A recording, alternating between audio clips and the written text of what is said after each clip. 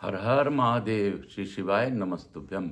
श्री शिवाय नमस्तुभ्यम। श्री शिवाय नमस्तुभ्यम। श्री शिवाय नमस्तुभ्यम। श्री शिवाय नमस्तुभ्यम। श्री शिवाय नमस्तुभ्यम। हर हर महादेव। घर घर महादेव। श्री शिवाय नमस्तुभ्यम। श्री शिवाय नमस्तुभ्यम। आज दिनांक 10 फरवरी 2024, दिन शनिवार, शनि देव का वार और मेरे भोलेनाथ का वार। मैं आज की कथा को आगे की ओर ले जाने के लिए गणपति गणेश जी महाराज का आह्वान करता हूँ। उनसे प्रार्थना करता हूँ कि हे गणेश जी महाराज, आप यहाँ पधार कर सभी देवी देवताओं को आने का मार्ग दें और इस कथा को भावपूर्वक करवा लें और कर लें, सुनवा लें, सुन लें। हर हर महादेव। मैं यहाँ के स्थान देवता, वास्तु देवता, ग्राम देवता, क्षेत्रपाल देवता, समस्त देवी देवताओं से अनुरोध करता हूँ कि यहाँ पधार कर इस कथा को श्रवण कर हमें आशीर्वाद प्रदान करें। मैं आकाश कुमार राजगढ़िया, बंसल गोत उत्पन्न हम, उमाशंकर नारायणी देवी कांता राजगढ़िया का पुत्र, भोलेनाथ की प्रार्थना करता हूँ कि हे भोलेनाथ, आप, हे मैया पार्वती, आप गौर बंदोरा का आसन ग्रहण करें। मैं समस्त देवी देवताओं से भी अनुरोध करता हूं कि अपना अपना आसन ग्रहण करें। मेरी कुलदेवी, हमारी कुलदेवी केशर सती माता से भी अनुरोध करता हूं कि अपना आसन ग्रहण करें। मैं समस्त हमारे पूर्वजों को भी आह्वान करता हूं, उनसे प्रार्थना करता हूं कि आप शिव सानिध्य में विराजमान रहकर इस कथा का श्रवण करके मुझे आशीर्वाद प्रदान करें। मैं भोलेनाथ से प्रार्थना करता हूँ कि हे भोलेनाथ, मैं आकाश राजगढ़िया, सांवरिया बाबा आचार्य संगीत कृष्ण जी महाराज का शिष्य और प्रदीप मिश्रा जी द्वारा मार्ग दिखाया हुआ महापुराण, शिव महापुराण का पुस्तक मंगवाकर इस ग्रंथ को जन जन तक पहुँचा रहा हूँ। जन जन के पहुँचाने के कारण इससे सभी के कष्ट दूर हों, ऐसी मेरी प्रार्थना है। सभी का मनवांछित फल पूर्ण हो, सबको आपकी कृपा बनी रहे। मैं आपसे ये अनुरोध करता हूँ कि मुझसे जुड़े मेरे बंधु बांधव, रिश्तेदार, हित नातेदार और जो भी इस कथा का ऑनलाइन श्रवण करें, उन पर आप विशेष कृपा करके उनके निरोगी काया प्रदान करें और आप मुझ पर भी अपनी अखंड कृपा बनाए रखें। मैं अपने भोलेनाथ से यह भी मनन करते हुए अनुरोध करता हूँ कि हे बाबा, इस मूल पाठ की कथा को जन जन तक पहुँचाने में मेरी सहायता कीजिए, कृपा कीजिए और ऑनलाइन जन जन तक पहुँचे, उनका कष्ट कम हो, ऐसी मेरी भावना है। हर हर महादेव। काल हर दुख हर दारी धर कष्ट हर। हर हर महादेव।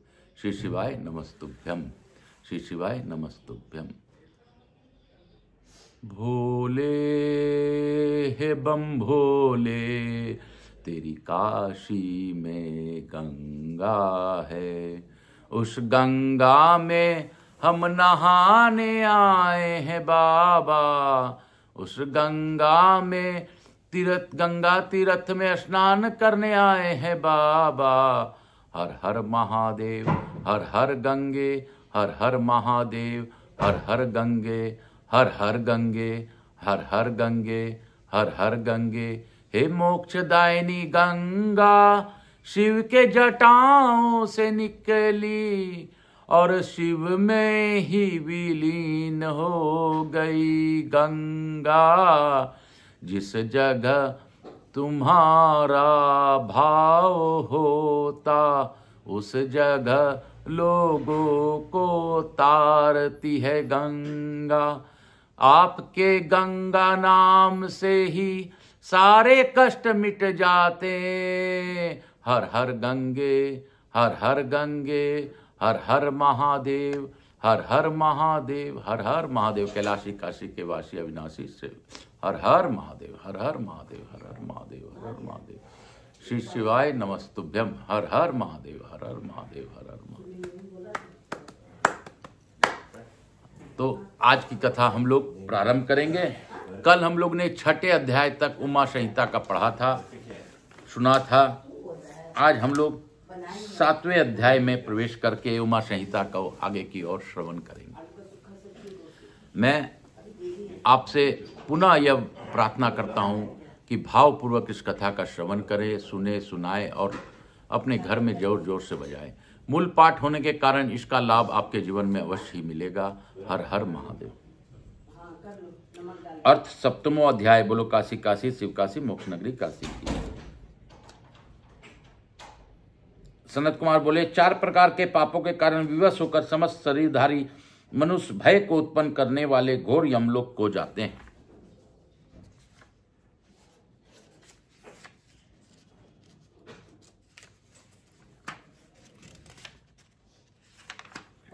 यह बात गर्भस्थ उत्पन्न बालक, युवा, मध्यम, वृद्ध, स्त्री, पुरुष, नपुंसक आदि समस्त जीवों को विषय में जाननी चाहिए। यहाँ पर चित्रगुप्त आदि सभी यम, परिचर एवं वशिष्ठ आदि प्रमुख महर्षिगण जीवों के शुभ अशुभ फल पर विचार करते हैं। ऐसा कोई भी प्राणी नहीं है जो यमलोक नहीं जाता है।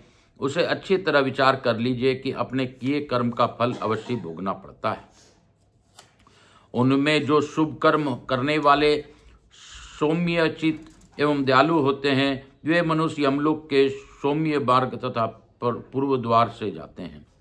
किंतु जो पापी पाप कर्म में निरत एवं दान में रहित हैं, वे घोर मार्ग द्वारा दक्षिण द्वार से यमलोक में जाते हैं। मृत्युलोक से 86,000 योजन की दूरी पार करके अनेक रूपों में स्थित सूर्य पुत्र यम के पुर को जानना चाहिए। यह पूर्व पुण्य कर्म वाले मनुष्यों को समीप में स्थित सा जान पड़ता है, किंतु घोर मार्ग से जाते हुए पापियों को बहुत दूर स्थित प्रतीत होता है।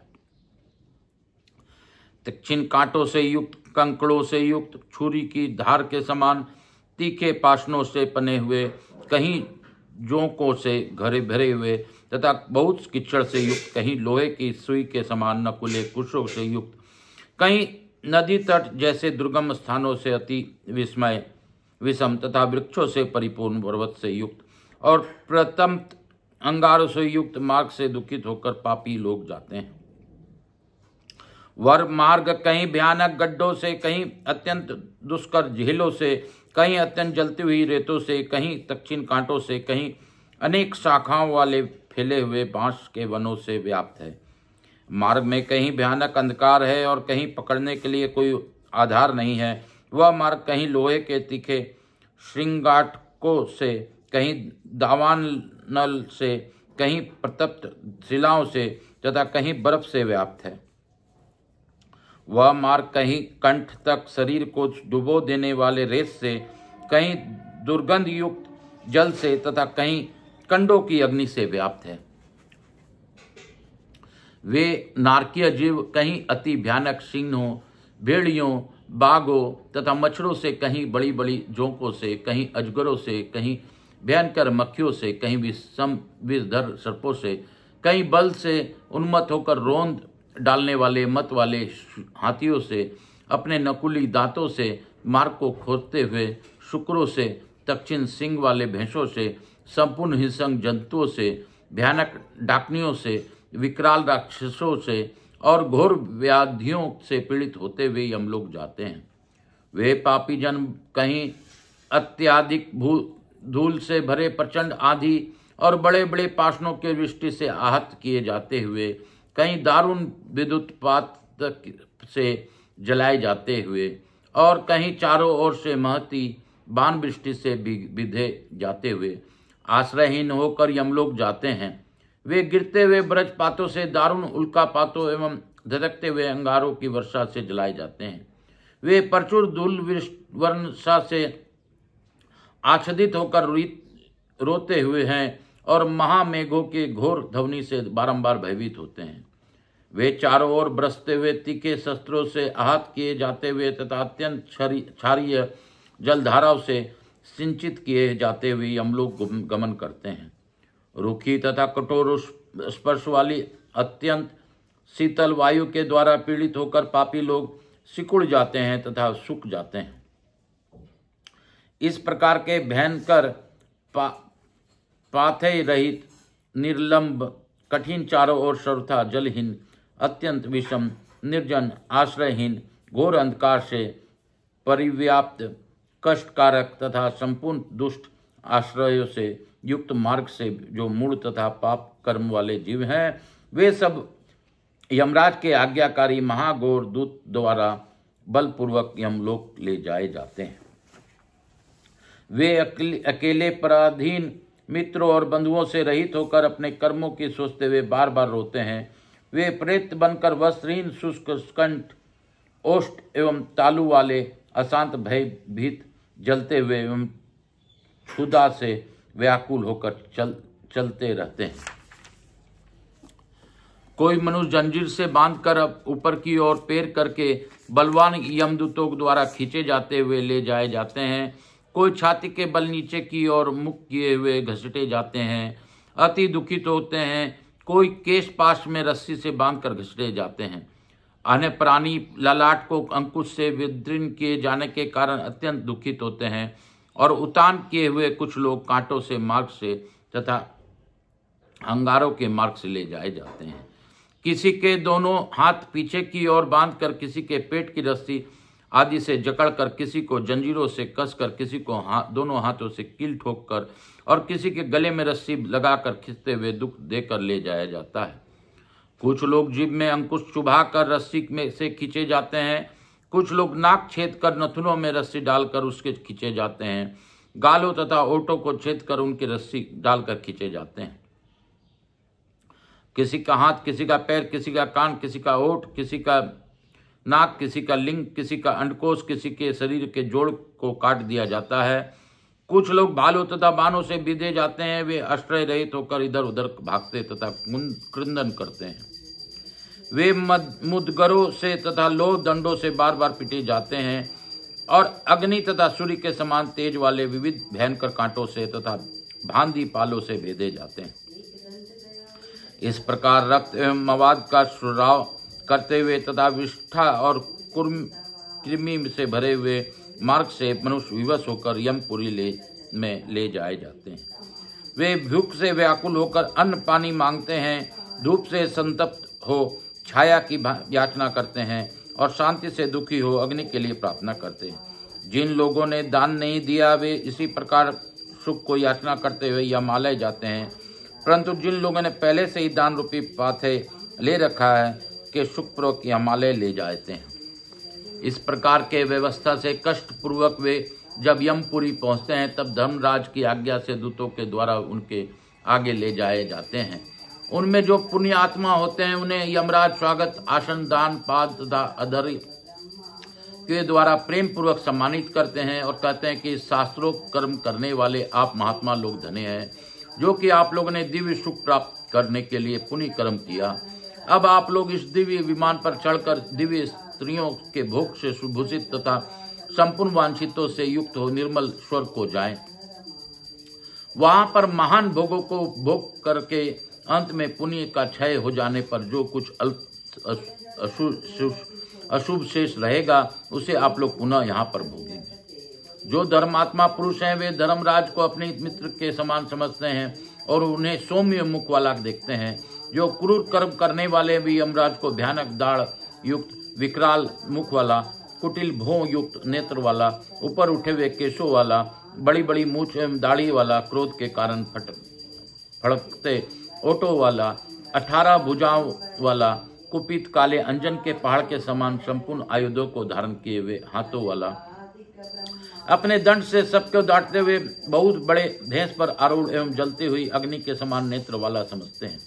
वे पापी जन यमराज को रक्तवर्ण की माला तथा वस्त्र धारण किए हुए सुमेरु पर्वत के समान ऊंचे, प्रलयकालीन महामेघ के समान गर्जना करते हुए, समुद्र को पीते हुए, पर्वतराज को निगलते हुए और अग्नि को उगलते हुए मानो देखते हैं।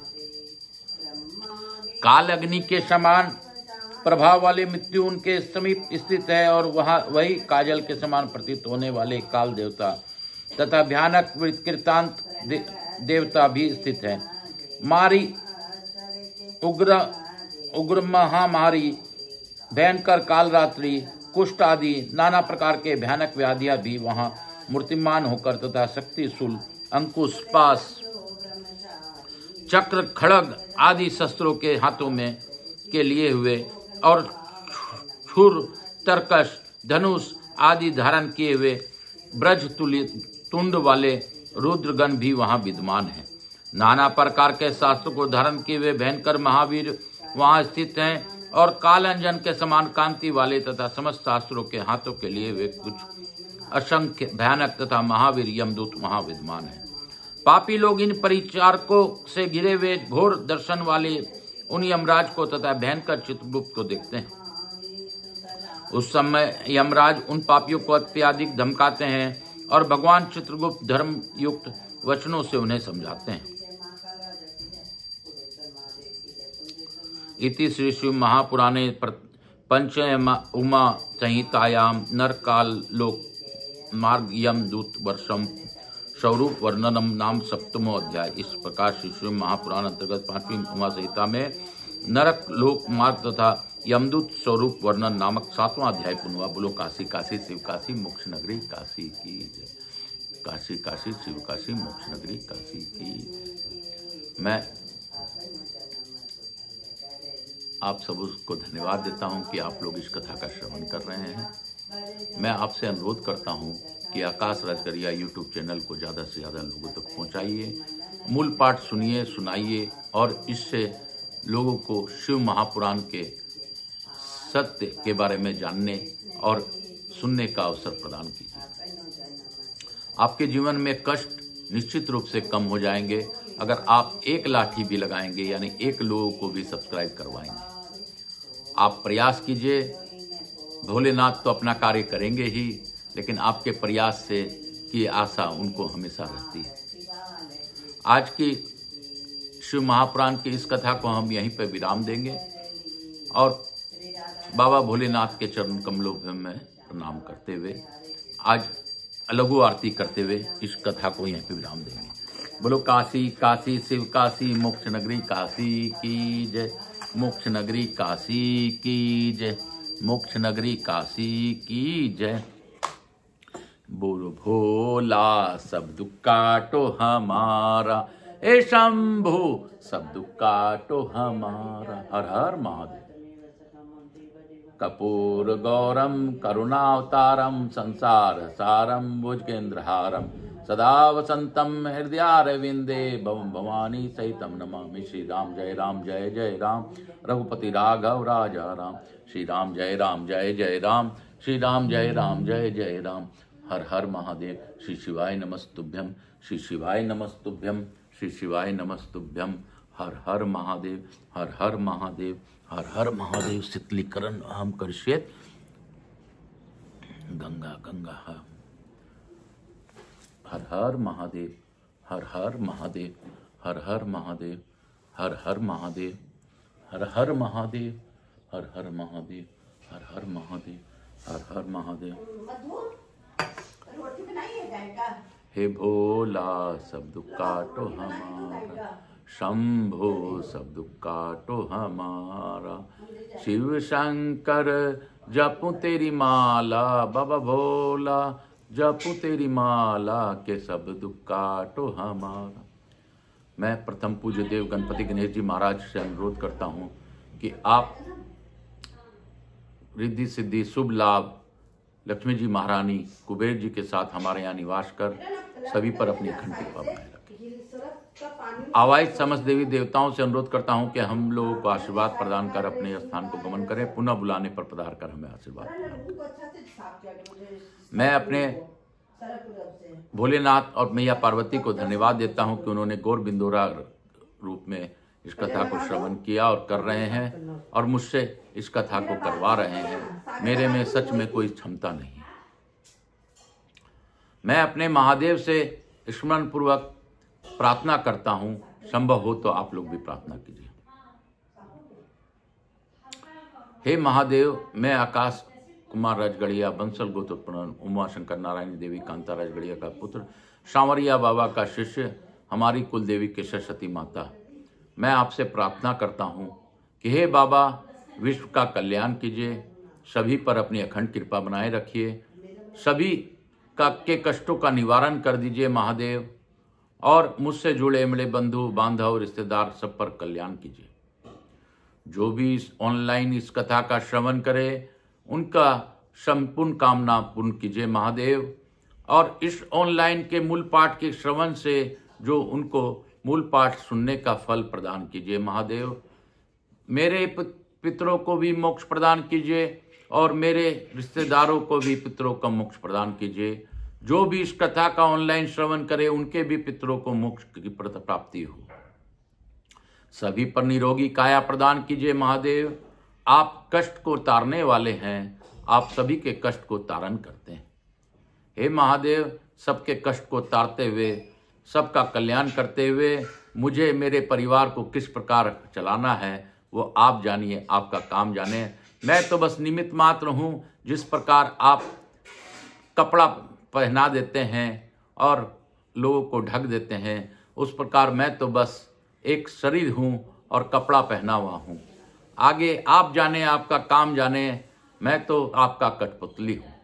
हर हर महादेव। इस कठपुतली रूप में आप मुझ पर और मेरे से जुड़े लोगों पर अखंड कृपा कीजिए। इस YouTube चैनल को लोगों तक पहुंचाकर उनके कष्ट का निवारण कीजिए महादेव। हर हर महादेव। काल हरा, दुख हरा, दारिद्र हरा, कष्ट हरा। हर हर महादेव। हर हर महादेव। घर घर महादेव। हर हर महादेव। घर घर महादेव। श्री शिवाय नमस्तुभ्यम। हर हर महादेव।